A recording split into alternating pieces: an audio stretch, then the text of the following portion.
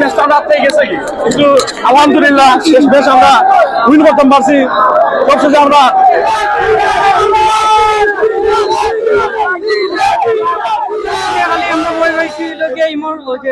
শামিমের কারণে তার 81 রানের কারণে আমরা ধরা রাখছি। গত ম্যাচটাও আমরা কিন্তু অনেক কষ্ট করে দিতে হয়েছে, এটাও কষ্ট হয়েছে।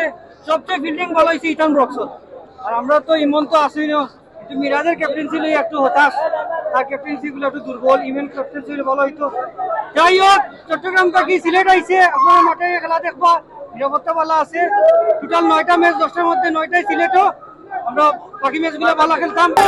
অনেক দূর থেকে আইছি কারণ সিলেটের ম্যাচটা দেখার জন্য। আর সিলেট অনেক ভালো খেলছে, বাট তাদের ব্যাটিং এ প্রথম অবস্থায় তাদের ব্যাটিং খুব স্লো ছিল, স্থায়মায়ও খুবই স্লোলি খেলছে।